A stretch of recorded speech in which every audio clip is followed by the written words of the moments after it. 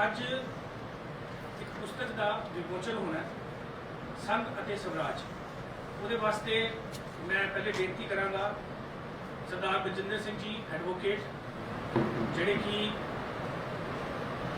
नाभा तो खेतीबाड़ी परिवार संबंधित रखते हैं, तो उन्होंने कहूँगा प्लीज़ मेरा स्टेज पर आ जाए।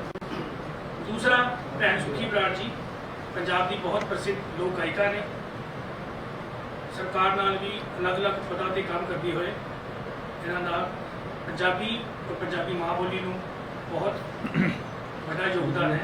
आजकल संस्कार भारती पंजाब की अध्यक्षा के रूप में यह काम कर रहे हैं। मैं उन्होंने भी बेनती करता एक बारी जी स्टेज पे आ जाओ। सुखदेव जी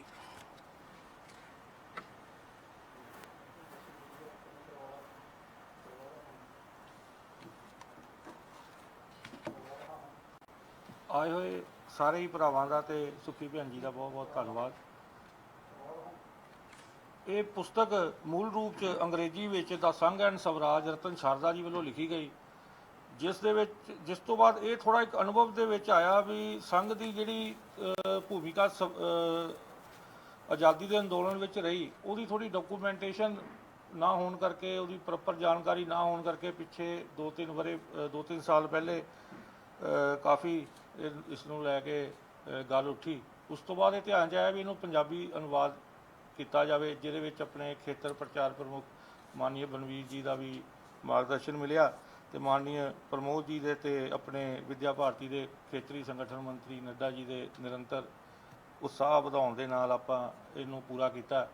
तो ये इसनू मूल अपने पंजाब केसरी समूह के जोड़े निर्देशक है अभिजय चोपड़ा जी, उन्होंने भी काफ़ी ये योगदान रहा इनू सुधारन लई जिहड़ियां गलतियां सी ये पंजाबी अनुवाद दे विच। ते इस तरह असी इत्थे पहुँचे हैं। तो बाकी इस बारे तो मेन तो भैन जी दसणगे आए हुए हैं, तो इन्ना ही कह के भैन सुखी बराड़ जी नूं बेनती करांगा कि 2 मिनट लिए आन और इस किताब बारे अपने विचार दें।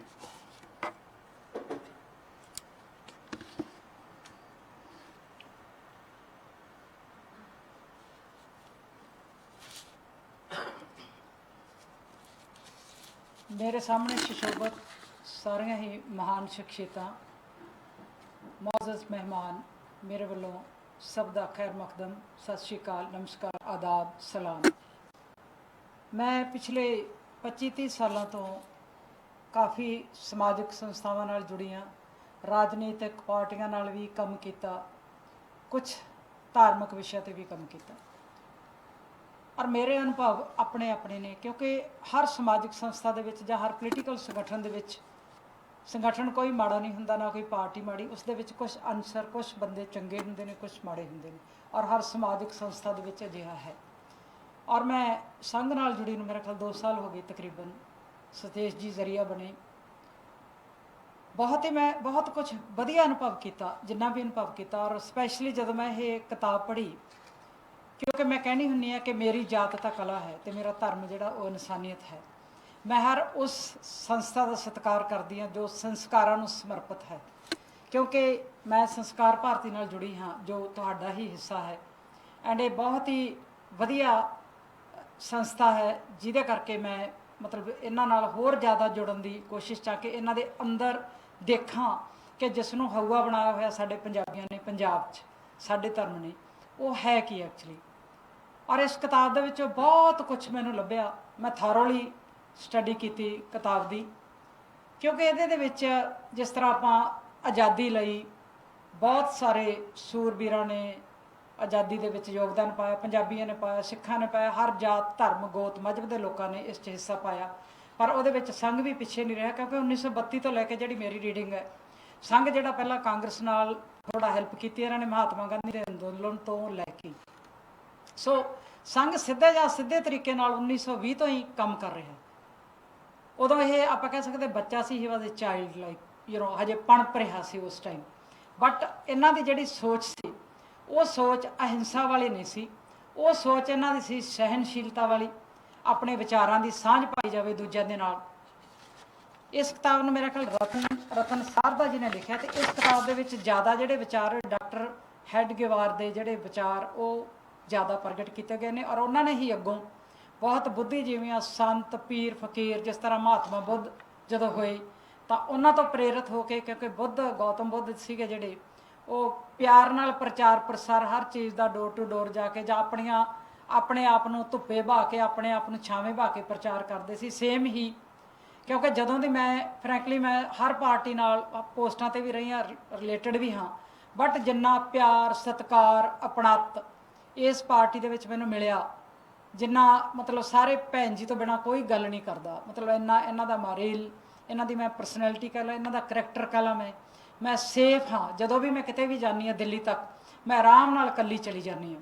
ਸੋ ਕਹਿਣ ਵਾਲੇ ਤਾਂ ਜੋ ਮਰਜ਼ੀ ਕਹੀ ਜਾਣ, ਬਟ ਇਸ ਕਿਤਾਬ ਦੇ ਵਿੱਚੋਂ ਬਹੁਤ ਲੋਕਾਂ ਦੀਆਂ ਅੱਖਾਂ ਖੁੱਲਣਗੀਆਂ ਪੜ੍ਹ ਕੇ, ਪੰਜਾਬੀਆਂ ਦੀਆਂ ਵੀ, ਤੇ ਜਿਹੜੇ ਸੰਘ ਬਾਰੇ ਹਜੇ ਨਹੀਂ ਜਾਣਦੇ। ਮਨਮੋਹਨ ਵੈਦਿਆ ਨੇ ਵੀ ਲਿਖਿਆ ਕਿ ਭਾਰਤ ਸਿਰਫ ਸਿਆਸੀ ਇਕਾਈ ਨਹੀਂ ਹੈ, ਭਾਰਤ ਸੱਭਿਆਚਾਰਕ ਇਕਾਈ ਵੀ ਹੈ, ਕਿਉਂਕਿ ਭਾਰਤ ਕਲਚਰਲੀ ਬਹੁਤ ਰਿਚ ਹੈ। ਮੈਂ ਵੇਖੋ 15-16 ਕੰਟਰੀਜ਼ ਦੀ ਮੈਂ ਸੈਰ ਕਰ ਲਈ, ਬਟ ਕਿਸੇ ਕੰਟਰੀ ਦਾ ਇਤਿਹਾਸ, ਵਿਰਸਾ, ਹਿਸਟੋਲੋਜੀਕਲੀ ਲੈ ਲਓ, ਆਰਕੀਓਲੋਜੀਕਲੀ ਲੈ ਲਓ, ਇਹੋ ਜਿਹਾ ਅਮੀਰ ਨਹੀਂ ਹੈ ਜਿੰਨਾ ਸਾਡੇ ਭਾਰਤ ਦੇਸ਼ ਦਾ ਹੈ। ਸੋ ਸਾਨੂੰ ਮਾਣ ਹੋਣਾ ਚਾਹੀਦਾ, ਸਾਨੂੰ ਭਾਰਤੀ ਹੋਣ 'ਤੇ ਮਾਣ ਮਹਿਸੂਸ ਕਰਨਾ ਚਾਹੀਦਾ। ਅਸੀਂ ਹਿੰਦੁਸਤਾਨੀ ਹਾਂ। ਜਦੋਂ ਅਸੀਂ ਪਹਿਲਾਂ ਕਿਤੇ ਬਾਹਰਲੇ ਦੇਸ਼ 'ਚ ਜਾਂਦੇ ਹਾਂ ਤਾਂ ਪਹਿਲਾਂ ਲੋਕ ਇਹ ਨਹੀਂ ਕਹਿੰਦੇ ਤੂੰ ਸਿੱਖ ਆ ਜਾਂ ਹਿੰਦੂ ਆ, ਪਹਿਲੇ ਕਹਿੰਦੇ ਨੇ he is Indian. So first of all we all are Indians, ਅਸੀਂ ਹਿੰਦੁਸਤਾਨੀ ਹਾਂ।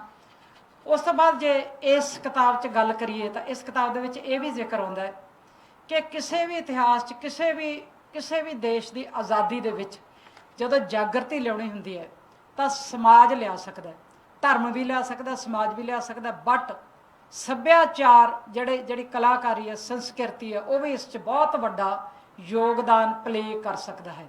ਕਿਉਂਕਿ ਸਾਡੇ ਸੰਸਕਾਰਾਂ ਦਾ, ਜਿਹਦੇ 'ਚ ਸਾਰੀਆਂ ਕਲਾਵਾਂ ਆਉਂਦੀਆਂ ਨੇ, ਸਾਡੀਆਂ ਕਲਾਵਾਂ ਦਾ ਸਿੱਧੇ ਤੌਰ 'ਤੇ, ਜਿਵੇਂ ਫਾਰ ਐਗਜ਼ਾਮਪਲ ਆਪਾਂ ਰਾਮਲੀਲਾ ਕਰਦੇ ਨੇ, ਭਾਈ ਸਾਹਿਬ ਬੈਠੇ ਨੇ, ਰਾਮਲੀਲਾ ਦਾ ਡਾਇਰੈਕਟ ਅਸਰ ਪੈਂਦਾ ਸਮਾਜ 'ਤੇ। ਸੋ ਇਸੇ ਤਰ੍ਹਾਂ ਕਿਸੇ ਵੀ ਦੇਸ਼ ਦੀ ਤਰੱਕੀ ਵਾਸਤੇ ਜਿਹੜੀ ਜਾਗਰਤੀ ਲਿਆਉਣੀ ਹੈ, ਉਹਨਾਂ 'ਚ ਕਲਾਕਾਰਾਂ ਦਾ ਹੋਣਾ, ਸੰਸਕ੍ਰਿਤੀ ਦਾ ਹੋਣਾ, ਵਿਰਸੇ ਦਾ ਹੋਣਾ ਵੀ ਜ਼ਰੂਰੀ ਹੈ, ਜਿਹੜਾ ਇਸ ਕਿਤਾਬ ਦੇ ਵਿੱਚ ਜ਼ਿਕਰ ਵੀ ਕੀਤਾ ਹੈ।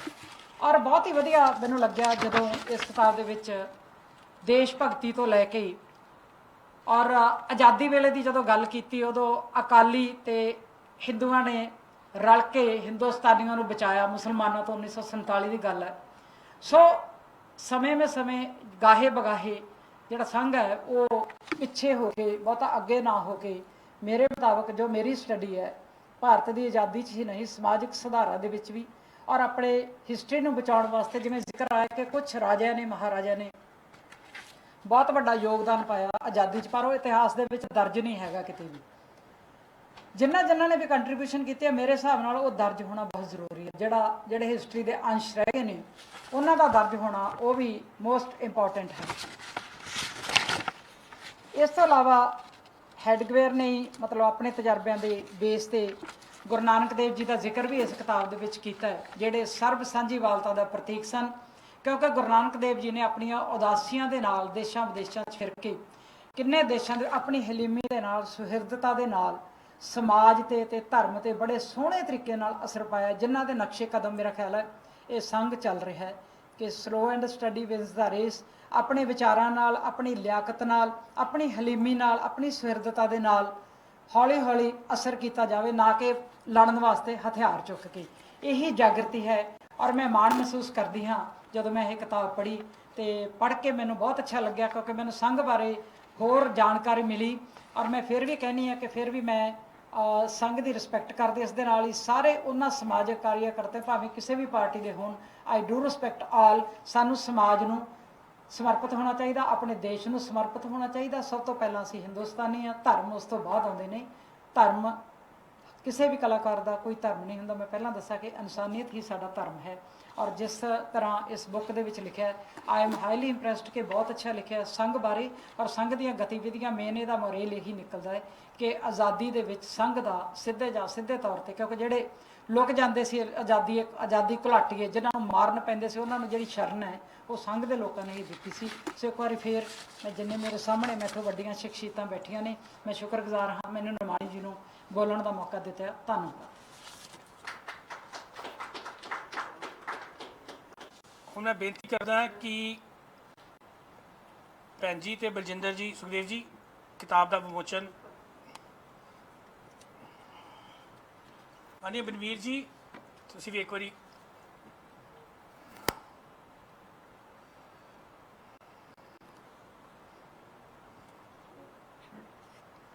किशोर कांत जी, प्रमोद जी,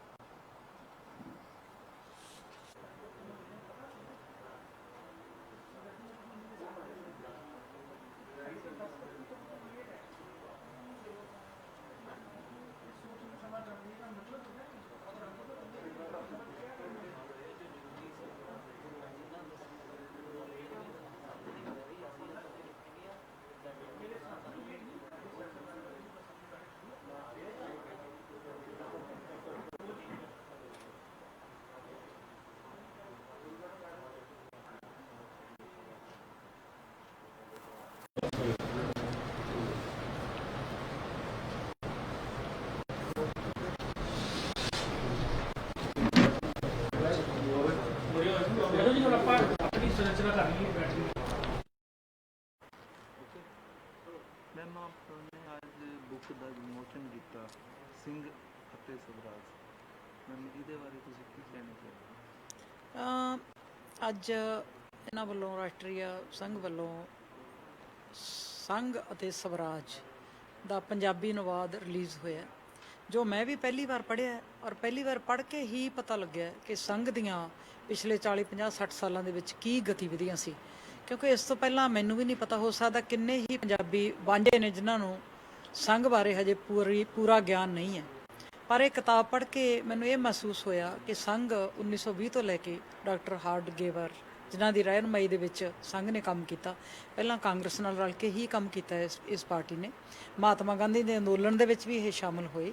ਇਹਨਾਂ ਦਾ ਜਿਹੜਾ ਫਲਸਫਾ ਹੈ, ਇਹਨਾਂ ਦੀ ਫਿਲਾਸਫੀ ਬਹੁਤ ਅੱਛੀ ਹੈ, ਕਿਉਂਕਿ ਇਹਨਾਂ ਦਾ ਜਿਹੜਾ ਹੈ ਆਜ਼ਾਦੀ ਦੇ ਵਿੱਚ ਜਿੰਨਾ ਵੀ ਇਹਨਾਂ ਦਾ ਯੋਗਦਾਨ ਰਿਹਾ, ਇਹਨਾਂ ਦਾ ਇਹ ਹੈ ਕਿ ਅਹਿੰਸਾ ਨਾਲ ਨਹੀਂ, ਪਿਆਰ ਦੇ ਨਾਲ, ਵਧੀਆ ਵਾਰਤਾਲਾਪ ਦੇ ਨਾਲ, ਸ਼ੁਭ ਵਿਚਾਰਾਂ ਦੇ ਨਾਲ, ਸਹਿਨਸ਼ੀਲਤਾ ਦੇ ਨਾਲ ਲੋਕਾਂ ਦੇ ਵਿੱਚ ਪ੍ਰਚਾਰ ਤੇ ਪ੍ਰਸਾਰ ਇਨਸਾਨੀਅਤ ਦਾ ਕੀਤਾ ਜਾਵੇ, ਉਹਨਾਂ ਦੇ ਵਿੱਚ ਚਿਣਗ ਪੈਦਾ ਕੀਤੀ ਜਾਵੇ ਆਪਣੇ ਦੇਸ਼ ਵਾਸਤੇ, ਆਪਣੇ ਰਾਸ਼ਟਰ ਵਾਸਤੇ, ਨਾ ਕਿ ਜ਼ਬਰਦਸਤੀ ਕੁਝ ਥੋਪਿਆ ਜਾਵੇ, ਇੰਨੇ ਪਿਆਰ ਨਾਲ ਕਿਹਾ ਜਾਵੇ ਕਿ ਉਹ ਆਜ਼ਾਦੀ ਲਈ ਉਹ ਆਪੇ ਹੀ ਤਿਆਰ ਹੋ ਜਾਣ। ਤੇ ਇਹਦੇ ਵਿੱਚ ਸਮਾਜ ਦਾ, ਜੋ ਕਿਤਾਬ ਦੇ ਮੁਤਾਬਕ ਲਿਖਿਆ, ਸਮਾਜ ਦਾ ਬਹੁਤ ਵੱਡਾ ਰੋਲ ਹੈ, ਧਰਮਾਂ ਦਾ ਵੀ ਰੋਲ ਰਹਿੰਦਾ ਹੈ, ਪਰ ਉਸ ਤੋਂ ਬਾਅਦ ਜੋ ਇਹਨਾਂ ਨੇ ਬਹੁਤ ਵੱਡਾ ਜ਼ਿਕਰ ਕੀਤਾ ਵੀ ਕਿਸੇ ਵੀ ਦੇਸ਼ ਦੀ ਜਾਗਰਤੀ ਲਿਆਉਣ ਦੇ ਵਿੱਚ ਉਸ ਦੇਸ਼ ਦਾ ਸੱਭਿਆਚਾਰ ਬਹੁਤ ਸਹਾਈ ਹੁੰਦਾ। ਸੱਭਿਆਚਾਰ ਮੀਨਜ਼ ਸੰਸਕ੍ਰਿਤੀ, ਸੰਸਕਾਰ, ਜਿਨ੍ਹਾਂ ਦੇ ਵਿੱਚ ਆਰਟ ਆਉਂਦਾ, ਕਲਚਰ ਆਉਂਦਾ, ਕਿਉਂਕਿ ਕਲਚਰ ਦੇ ਥਰੂ ਕਿਸੇ ਵੀ ਦੇਸ਼ ਦੇ ਧਰਮ 'ਤੇ ਵੀ ਅਸਰ ਪੈ ਜਾਂਦਾ, ਸਮਾਜ 'ਤੇ ਵੀ ਅਸਰ ਪੈ ਜਾਂਦਾ, ਔਰ ਜਾਗਰਤੀ ਵੀ ਲਿਆਂਦੀ ਜਾ ਸਕਦੀ ਹੈ ਥਰੂ ਕਲਚਰ। ਮੈਮ ਇਸ ਬੁੱਕ ਨਾਲੋਂ ਆਮ ਲੋਕਾਂ ਨੂੰ ਕਿੰਨਾ ਕੁ, ਯਾਨੀ ਕਿ ਜੋ ਲੋਕ ਪੜ੍ਹਨਗੇ ਕਿਤਨੇ ਕੁ ਨਾਲ ਜੁੜਨਗੇ ਜਾਂ ਕਿੰਨਾ ਫਾਇਦਾ ਹੋਏਗਾ ਇਸ ਕਿਤਾਬ ਨੂੰ? ਮੇਰਾ ਖਿਆਲ ਹੈ ਜੇ ਵਰਲਡ ਵਾਈਡ ਲੋਕੀ ਪੜ੍ਹਨਗੇ, ਇਹਦਾ ਇੰਗਲਿਸ਼ 'ਚ ਵੀ ਹੋਣਾ ਚਾਹੀਦਾ, ਹਿੰਦੀ 'ਚ ਵੀ ਹੋਣਾ ਚਾਹੀਦਾ। ਇਟਸ ਮੇਰਾ ਖਿਆਲ ਹੈ ਸਾਰੀਆਂ ਜਿਹੜੇ ਓਰੀਜਨਲ ਲੈਂਗੁਏਜਸ ਨੇ ਇੰਡੀਆ ਦੀਆਂ, ਉਹਨਾਂ ਦੇ ਵਿੱਚ ਇਹਦਾ ਵਿਮੋਚਨ ਹੋਣਾ ਬਹੁਤ ਜ਼ਰੂਰੀ ਹੈ, ਇਹਦਾ ਟਰਾਂਸਲੇਸ਼ਨ, ਤਾਂ ਕਿ ਸਾਰੇ ਹੀ ਜਾਣ ਤੇ ਸਕਣ, ਜਿਹੜਾ ਹੋਊਗਾ ਬਣਾਇਆ ਜਾਣ ਤੇ ਸਕਣ ਵੀ ਸੰਘ ਹੈ ਕੀ, ਸੰਘ ਦੀਆਂ ਗਤੀਵਿਧੀਆਂ ਕੀ ਨੇ, ਇਹ ਜਾਣਨ ਵਾਸਤੇ ਇਹ ਜਿਹੜੀ ਬੁੱਕ ਹੈ ਇਹ ਓਰੀਜਨਲ ਲੈਂਗੁਏਜ ਦੇ ਵਿੱਚ ਹੋਣੀ ਬਹੁਤ ਜ਼ਰੂਰੀ ਹੈ, ਈਵਨ ਇੰਗਲਿਸ਼ ਦੇ ਵਿੱਚ ਵੀ। जिस तरीके से युवा पंजाब का तो खास करके मानना जाए तो भी युवा नशे के बल यानी कि काफ़ी रुझान इन्हों का बढ़ गया युवा का काफ़ी, तो RSS ਨੂੰ भी ऐसा था क्या करना चाहिए जिससे यानी कि युवा ਨੂੰ एक अच्छी मार्गदर्शन या दिशा मिले? ਇਹਨਾਂ ਨੂੰ ਇਹੀ ਕਰਨਾ ਚਾਹੀਦਾ ਜਿਵੇਂ ਇਹਨਾਂ ਨੇ ਇਸ ਕਿਤਾਬ ਦੇ ਵਿੱਚ ਜ਼ਿਕਰ ਗੁਰੂ ਨਾਨਕ ਦੇਵ ਜੀ ਦਾ ਵੀ ਕੀਤਾ। ਉਹਨਾਂ ਨੇ ਆਪਣੀਆਂ ਉਦਾਸੀਆਂ ਨਾਲ ਵੱਖਰੇ ਵੱਖਰੇ ਦੇਸ਼ਾਂ 'ਚ ਜਾ ਕੇ ਆਪਣੇ ਪ੍ਰਚਾਰ ਨਾਲ, ਆਪਣੇ ਪ੍ਰਸਾਰ ਨਾਲ ਬਹੁਤ ਕੁਝ ਦੁਨੀਆ ਦਾ ਬਦਲਣ ਦੀ ਕੋਸ਼ਿਸ਼ ਕੀਤੀ। ਆਪ ਭੁੱਖੇ ਰਹਿ ਕੇ, ਆਪ ਥੱਲੇ ਬਹਿ ਕੇ, ਲਾਲੋ ਦੇ ਘਰ ਜਾ ਕੇ ਰੋਟੀ ਨਿਚੋੜ ਕੇ ਪਤਾ ਕਰਕੇ। ਸੋ ਇਸ ਤਰ੍ਹਾਂ ਸਿਰਫ ਸੰਘ ਹੀ ਨਹੀਂ, ਕੋਈ ਵੀ ਰਾਜਨੀਤਿਕ ਜਾਂ ਸਮਾਜਿਕ ਸੰਗਠਨ ਹੈ, ਯੂਥ ਨੂੰ ਪ੍ਰੇਰਿਤ ਕਰਨ ਵਾਸਤੇ ਕਲਾ ਜਿਹੜਾ ਸਭ ਤੋਂ ਵੱਡਾ ਮਾਧਿਅਮ ਹੈ, ਕਲਾ ਦੇ ਰਾਹੀਂ ਅਸੀਂ ਯੂਥ ਨੂੰ ਪ੍ਰੇਰ ਸਕਦੇ ਹਾਂ। ਸੋ ਸੰਘ ਸਾਡਾ ਜਿਹੜਾ ਸਾਡੀ ਸੰਸਕਾਰ ਭਾਰਤੀ ਆ ਉਹਨੂੰ ਜੇ ਥਾਪੜਾ ਦੇਵੇ ਤਾਂ ਅਸੀਂ ਕਲਾਕਾਰਾਂ ਦੇ ਥਰੂ ਯੂਥ ਨੂੰ ਆਪਣੇ ਨਾਲ ਜੋੜ ਸਕਦੇ ਹਾਂ। कोई और मैसेज देना चाहो? ਨਹੀਂ, ਮੈਸੇਜ ਇਹੀ ਹੈ ਬਸ, ਜੋ ਕੰਮ ਸੰਘ ਕਰ ਰਿਹਾ ਜਾਂ ਜੋ ਵੀ ਵਰਲਡ ਵਾਈਡ ਜਿੱਥੇ ਵੀ ਬੈਠੇ ਨੇ ਸਾਰੇ ਸਾਡੇ ਪੰਜਾਬੀ ਹੋਣ ਭਾਵੇਂ ਇੰਡੀਅਨ ਹੋਣ, ਮੈਂ ਇਹੀ ਕਹਾਂਗੀ ਕਿ ਆਪਣੇ ਦੇਸ਼ ਨੂੰ ਪਿਆਰ ਕਰੋ, ਆਪਣੀ ਸੰਸਕ੍ਰਿਤੀ ਨੂੰ ਪਿਆਰ ਕਰੋ, ਆਪਣੇ ਵਿਰਸੇ ਨਾਲ ਜੁੜੇ ਰਹੋ, ਆਪਣੀਆਂ ਜੜ੍ਹਾਂ ਨਾਲ ਜੁੜੇ ਰਹੋ, ਤੇ ਜਿੱਥੇ ਵੀ ਤੁਹਾਨੂੰ ਕੋਈ ਚੰਗਾ ਮਿਲਦਾ ਉਹਨੂੰ ਅਪਣਾ ਲਓ ਜ਼ਰੂਰ, ਜਿੱਥੇ ਮਾੜਾ ਮਿਲਦਾ ਉਹਨੂੰ ਛੱਡ ਦਿਓ। ਕੋਈ ਵੀ ਪਾਰਟੀ ਜਾਂ ਕੋਈ ਵੀ, ਜੇ ਸਾਡੇ ਵਰਗੇ ਕਲਾਕਾਰਾਂ ਦਾ ਪਹਿਲਾਂ ਦੱਸਿਆ, ਸਾਡਾ ਕੋਈ ਧਰਮ ਨਹੀਂ, ਸਾਡੀ ਕੋਈ ਜਾਤ ਨਹੀਂ, ਸਾਡਾ ਧਰਮ ਜਿਹੜਾ ਇਨਸਾਨੀਅਤ ਹੈ। ਜਿਹੜੇ ਵੀ ਕਲਾ ਨੂੰ ਪਿਆਰ ਕਰਦੇ ਨੇ, ਕੋਈ ਵੀ ਸੰਘ ਹੈ, ਕੋਈ ਵੀ ਸਮਾਜਿਕ ਸੰਗਠਨ ਹੈ, ਅਸੀਂ ਉਹਦਾ ਤਹਿ ਦਿਲੋਂ ਸਤਿਕਾਰ ਕਰਾਂਗੇ, ਕਰਦੇ ਹਾਂ ਤੇ ਕਰਦੇ ਰਵਾਂਗੇ। ਸਤਿ ਸ਼੍ਰੀ ਅਕਾਲ।